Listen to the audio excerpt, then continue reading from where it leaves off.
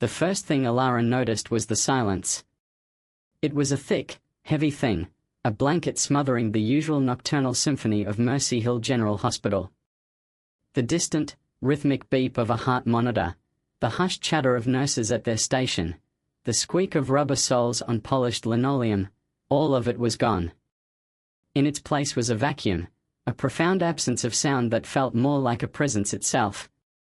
Alara Vance, a travel writer by trade, was not a patient by choice. A severe case of pneumonia, contracted during a rainy season in Cambodia, had grounded her. What was supposed to be a brief course of 4 antibiotics had stretched into a 5-day stay on the 4th-floor respiratory ward. She was bored, frustrated, and utterly sick of the view from her window, the rain-slicked parking lot and the hulking, darkened form of the old, decommissioned wing of the hospital. She checked the clock on the wall opposite her bed.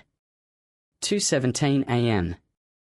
The silence stretched, taut and unnatural. Where was Nurse Brenda with her 2 a.m. rounds and cheerful, sleep-deprived banter? Where was the soft thump of the medication cart being wheeled down the hall? A low, guttural sound broke the stillness. It was distant, muffled, coming from somewhere down the corridor. It wasn't a moan of pain or a cough. It was wet, a sound of tearing and struggle. Alara's breath hitched. She strained her ears, her own heartbeat suddenly loud in the confines of her skull. It's nothing, she told herself, the mantra of every person alone in the dark. The hospital is old. Pipes. It's just the pipes. But pipes didn't sound like that. Pipes didn't sound alive. Then came the smell. It wafted under her door, a sweet, cloying odor of rot and antiseptic, like flowers left to die in a bottle of rubbing alcohol. It made her eyes water and her stomach lurch.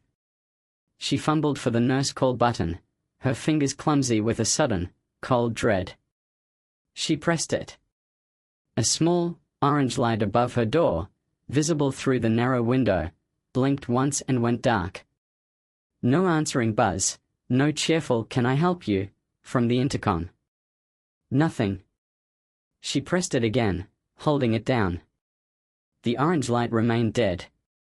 "Hello," she called out, her voice a reedy whisper. She cleared her throat, tried again. "Hello? Is anyone there?" Her words were swallowed by the silence. The only response was another wet, tearing sound, closer this time. Right outside her door. Terror, cold and sharp, injected itself into her veins. She was a logical woman. She wrote about ancient ruins and foreign cultures, not ghost stories. But this was a primal fear, something that bypassed the cortex and spoke directly to the lizard brain. Something was wrong. Terribly wrong. Her forced stand stood next to the bed like a metal sentinel. Moving slowly, every joint protesting, she swung her legs over the side of the bed. The cold floor sent a shock through her system. She was weak, her body still fighting the infection, but adrenaline was beginning to burn through the fog of illness and medication. She crept to the door, her hospital gown flapping loosely around her. She pressed her eye to the narrow wire-reinforced window. The hallway was bathed in the dim, emergency night lighting, casting long, distorted shadows. It was empty. Utterly deserted. No nurses. No orderlies. The nurses' station was dark, a abandoned ship in a sea of gloom. But something was on the floor. A dark, glistening trail, leading from a room a few doors down, room 407, and disappearing around the corner towards the stairwell. It looked black in the low light, but Alara knew, with a sickening certainty, that it was red. As she watched, a figure emerged from room 407. It was not human. It was tall and painfully thin, its limbs elongated and jointed all wrong, like a stick insect. Its skin was the color and texture of old, yellowed parchment, stretched taut over a skeletal frame. It moved with a jerky, stuttering gait, its head twitching on a neck that seemed too slender to support it. It was naked, and its back was to her, but she could see the sharp ridges of its vertebrae pressing against its skin. In one long, clawed hand, it dragged something heavy and limp. It was the source of the trailing liquid. Alara's mind refused to process what it was, reducing it to abstract components: a flash of white bone, a swatch of blue fabric, nurse's scrubs, a clump of dark hair. The thing stopped. Its head cocked to the side at an impossible angle. It was listening. Alara froze, her breath caught in her throat. She willed herself to become part of the door, to be invisible. Slowly, with a series of audible clicks, the thing began to turn. She threw herself away from the window, her back slamming against the wall next to the door. She squeezed her eyes shut, heart hammering against her ribs. Had it seen her? Had it heard her? Seconds stretched into eternity. She heard no movement from the hall. Only that oppressive, waiting silence. Cautiously, she risked another glance. The hallway was empty. The thing was gone. Only the dark, wet trail remained. Panic seized her. She had to get out. Now. She couldn't stay in this room, a prisoner waiting for that thing to come back, to maybe choose her door next. Her phone was on the bedside table. She snatched it up. No signal. The icon showed a stark, empty triangle. She tried to dial 911 anyway. Nothing. The fire alarm, she thought, her mind racing. I can pull the fire alarm. It was a plan. A simple, logical plan. It gave her a purpose. She had to get to the Red Pull station she'd passed 100 times on her way to the bathroom, right next to the nurse's station. She wrapped her fingers around the cold metal of her force stand. It was a pathetic weapon, but it was all she had. With her free hand, she slowly, silently, turned the lock on her door. The soft click was deafening. She took a deep breath, summoned every ounce of her courage, and pulled the door open.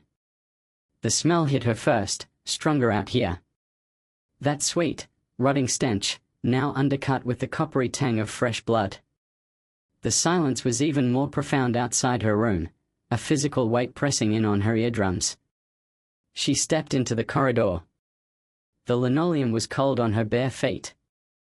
She moved slowly, keeping her back to the wall, her eyes darting to every shadow, every open doorway. The doors to the other patients' rooms were all closed. Were they still inside?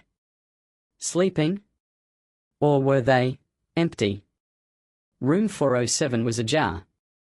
The dark trail led from its threshold. She couldn't help but look in as she passed. The bed was empty. The sheets were torn and soaked with blood, flung across the room as if in a struggle. Spattered across the white wall was a large, Rorschach-like bloom of crimson. There was no sign of the room's occupant, Mr. Henderson, a kindly old man with emphysema who always waved weakly when they wheeled him past for tests. A soft, wet clicking sound came from around the corner, near the stairwell. Alara froze. It was the same sound the thing's joints had made. It was close. She abandoned all pretense of stealth and ran. Her legs were weak, her lungs burning with the effort, each breath a ragged gasp. She stumbled past the dark nurse's station, her eyes fixed on the red glass box of the fire alarm on the wall just beyond it. She was almost there. 10 feet. 5. A figure stepped out from behind the station. It was Nurse Brenda. Or what was left of her. She stood perfectly still, her uniform neat and white except for a massive, dark stain that bloomed across her abdomen. Her head was tilted down, her chin resting on her chest. Her arms hung limply at her sides. "Nurse Brenda?" Alara whispered, skidding to a halt. "Oh my God, are you okay?" The nurse's head snapped up. Her eyes were gone. In their sockets were only pools of absolute blackness, like wells dug deep into her skull. Her mouth opened, but no sound came out. Instead, a thick, black liquid, the same as that in her eyes, oozed over her lips and dripped onto her pristine uniform. She took a stiff, jerky step forward. Then another. Her movements were all wrong, puppet-like, as if her strings were being pulled by an unskilled hand. Alara backpedaled, raising her forestand like a baseball bat. "Stay back," she screamed, her voice echoing in the hollow silence. The Brenda thing ignored her. It continued its shambling advance, its black eyes fixed on her. It raised one arm, the fingers curling into claws. Alara swung the forestand with all her might. It connected with the thing's head with a sickening crack of metal on bone. The creature staggered but didn't fall. It didn't even seem to notice. It just kept coming. Terror overriding exhaustion, Alara turned and ran back the way she came. She couldn't go forward. The thing that was once Nurse Brenda was between her and the alarm. She passed her room and kept going, towards the other end of the hallway, towards the patient lounge and the second set of elevators. Maybe she could barricade herself in the lounge. Maybe there was a phone there. She heard the clumsy, shuffling steps of the Brenda thing following her, not fast, but relentless. She burst into the lounge. It was dark, the chairs empty, the television a dark screen. There was a phone on the wall. She lunged for it, grabbing the receiver. Dead air. Not even a dial tone. Thump. Shuffle. Thump. It was at the door. She looked around wildly. There was another door on the far wall, labeled stairs. It was her only chance. She yanked it open and hurled herself into the stairwell, slamming the heavy fire door shut behind her. She fumbled for a lock, but there was none. She was on a landing between the 4th and 5th floors. The stairs stretched up into darkness and down into more darkness. The air was cold and smelled of dust and concrete. Thump. Thump. Thump. The door shuddered as the thing on the other side threw its weight against it. She couldn't go up. Up was the 5th floor, and who knew what was up there? She had to go down.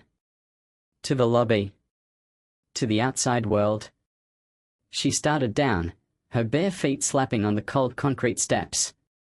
She descended from the 4th floor landing to the 3rd, her breath sobbing in her chest. She paused, listening. The pounding on the stairwell door above her had stopped. Silence again. Maybe it had given up. Then, from directly above her, from the 4th floor landing she had just left, came a different sound. A soft, skittering click. Like long fingernails on concrete. It was in the stairwell with her. She didn't look back. She flew down the next flight, around the corner, towards the 3rd floor door. She shoved it open and spilled out into another hallway. This was the pediatrics ward. It was decorated with cheerful murals of cartoon animals and rainbows. But the same dim nightlights cast the same long shadows. The same silence prevailed. And cutting through the cheerful decor, another dark, wet trail led from an open room down the hall. A small teddy bear lay in the middle of the corridor, half soaked in something dark. Alara's heart broke even as it hammered with fear. She heard the stairwell door creak open behind her. She ran again, past the silent, closed doors. She had to find a hiding place. A room she could lock. She saw a door marked linen closet. She grabbed the handle. Locked. The skittering click was in the hallway now. It was faster than the shambling nurse. It was coming for her. She tried another door. Janitor. Also locked. She was at a T-junction in the hallway. To the left, the hallway ended at a large set of double doors with a sign that read Radiology, Keep Out. To the right, the hallway continued towards what she hoped was another stairwell. The clicking was getting closer. She had to choose. On impulse, she went left, towards the radiology doors. They were heavy, but one of them swung open when she pushed. She slipped inside and let it swing shut behind her, hoping it would latch. She was in a waiting area. Chairs, old magazines, a reception desk. Beyond were more doors leading to the various scanning rooms, CT, MRI, X-ray. The air was noticeably colder in here, humming with the latent energy of dormant machines. She held her breath, listening. Click. Click. Click click. It was right outside the double doors. She could see its distorted shadow through the narrow window. The handle jiggled. Alara dove behind the reception desk, squeezing herself into the footwell, pulling a wheeled chair in front of her to hide. The door pushed open. She heard its feet on the tile. Click. Scrape. Click. It was in the room with her. She could smell it now, over the sterile hospital smell, a dry, dusty odor, like an open tomb. It stopped. She could hear it breathing, a dry, raspy sound, like wind over dead leaves. It was listening for her. She held her breath, pressing her face against her knees. Please, please, please go away. A sudden, deafening noise made her jump. BZZZZZT. It was the internal hospital PA system, blaring to life with a burst of static that shattered the silence like glass. A voice, distorted and slow, drawled across the entire building. Code Black. Code Black. West Wing. The thing above her let out a shriek of fury, a high, nails on a chalkboard sound that tore at Alara's nerves. She heard its feet scrabble on the floor as it turned and sprinted out of the room, the double doors swinging shut behind it. She stayed hidden for a full minute, trembling, before she dared to move. The PA system was silent again. The Code Black announcement, whatever it meant, had been her salvation. For now. She couldn't stay here. It might come back. Crawling out from behind the desk, she noticed a phone on the wall. A different kind, an internal line with buttons for different departments. With a shaking hand, she picked it up. There was a dial tone. A sob of relief escaped her. She pressed 0 for the operator. It rang. Once. Twice. A voice answered. It was calm, professional, and utterly out of place. Mercy Hill General, how may I direct your call? Hello? Alara gasped, tears streaming down her face. Hello, you have to help me. There's something in the hospital. It's killing people. On the 4th floor. Please, send help. There was a pause on the other end. Then, the voice replied, its tone unchanged, its words chillingly placid. I'm sorry. There is no one on the 4th floor. The 4th floor has been closed for renovation. Are you sure you have the right number? The line went dead. Alara stared at the receiver in her hand, a cold dread seeping into her bones that had nothing to do with her pneumonia. Closed for renovation? She was on the 4th floor. She had seen people. She had talked to Nurse Brenda just hours ago. She redialed 0. It rang and rang. No answer. She tried other extensions. 100 for the front desk. 200 for security. Nothing. Every line rang into emptiness. The reality of her situation crashed down on her. No one was coming. Whatever was happening, the outside world either didn't know or didn't care. She was on her own. She had to get out. Not just to another floor. She had to get out of the building. A plan began to form. The old wing.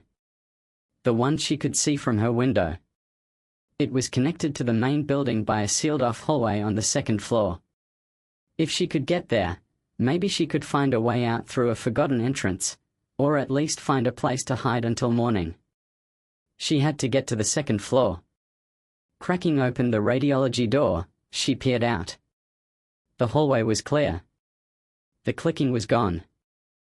She moved back into the corridor, retracing her steps towards the pediatric stairwell. She passed the teddy bear again, a morbid landmark in this nightmare. The stairwell door was still open. She listened. Silence from above. Silence from below. She started down, flight after flight, her body screaming in protest. 3rd floor. 2nd floor. She pushed open the door to the 2nd floor. This was administrative territory. Dark offices, copy machines sleeping under covers, a directory on the wall listing billing, human resources, records. It was just as silent, just as deserted.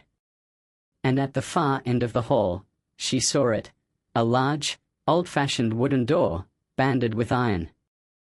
A sign bolted to it read, "To East Wing, access strictly prohibited, structurally unsound." This was it. Her way to the old wing. Her way to maybe, possibly, escape. She hurried towards it, her hope flickering back to life. As she got closer, she saw that the door was slightly ajar. A heavy chain hung from the jamb, but the padlock that should have secured it was missing, lying on the floor nearby as if it had been cut. Someone, or something, had been through here recently. She took a deep breath, pushed the heavy door, and slipped through into the darkness beyond. The air changed instantly. It was colder, damper. It smelled of dust, mildew, and something else, something ancient and stale. The hallway was narrow, its walls a different, older shade of green tile, cracked and stained with water damage. The ceiling was lower, hung with bare, wire-caged bulbs, all of them dark. The only light came from the emergency exit signs spaced far apart, casting a sickly green glow. This was a place time had forgotten. She started walking, the silence here even deeper, more absolute. Her footsteps were muffled by a thick layer of dust. Rooms branched off the corridor, their doors missing or hanging askew on broken hinges. She glimpsed old-fashioned hospital beds with rusted frames, surgical theaters with shattered glass, and offices filled with decaying paper. This was a graveyard of healing. She had walked for what felt like an eternity when she heard it. A new sound. Faint at first, then growing clearer. It was a bell. A small, handheld brass bell, the kind nurses used to call for assistance. Ding. Ding. Ding. It was ringing somewhere up ahead, in the darkness. A slow, steady, patient rhythm. Ding. Ding. Ding. It was a human sound. A sane sound. Hope, foolish and desperate, bloomed in her chest. Maybe there was someone else. Another survivor.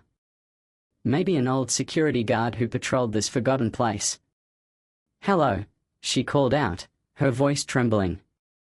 "Is someone there?" The bell stopped ringing. A figure stepped out of a doorway 50 feet ahead. It was silhouetted against a green exit sign, but she could make out the shape of a nurse's cap, the outline of an old-fashioned uniform. "Oh, thank God," Alara sobbed, rushing forward. "You have to help me. There's something in the main building." "It's..." The figure turned towards her. The uniform was real. The nurse's cap was perched on top of its head. But the face beneath it was the same parchment yellow, stretched skin. The eyes were the same pools of deep, hungry blackness. In one clawed hand, it held a small, tarnished brass bell. It had been calling for her. It took a step forward, its joints clicking softly. Then another. It began to move faster, its gait becoming a skittering run.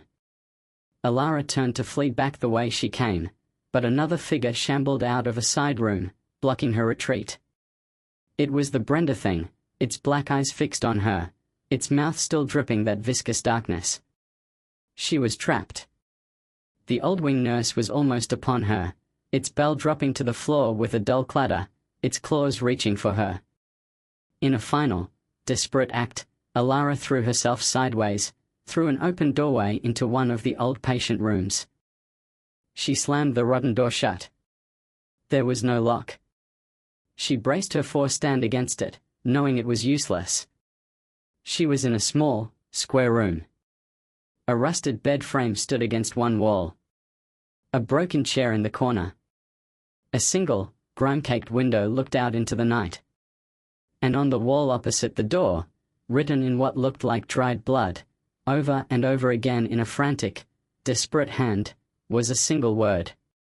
Listen. Thump. The door shuddered. Thump.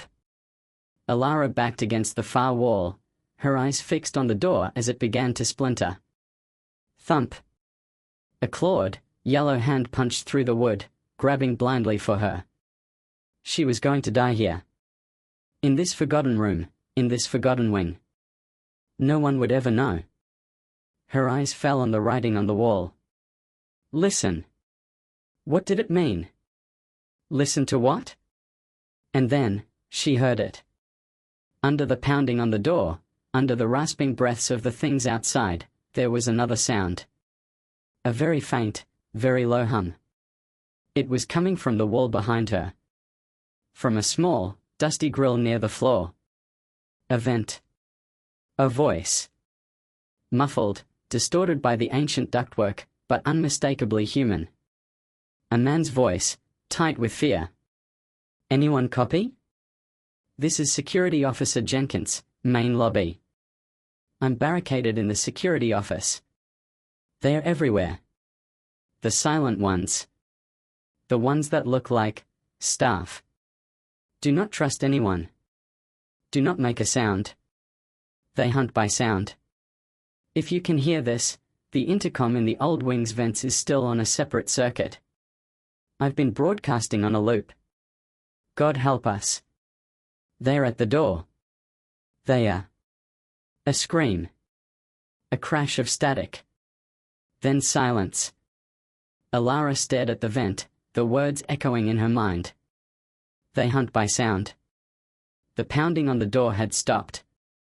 The claw was withdrawn. Silence returned to the hallway.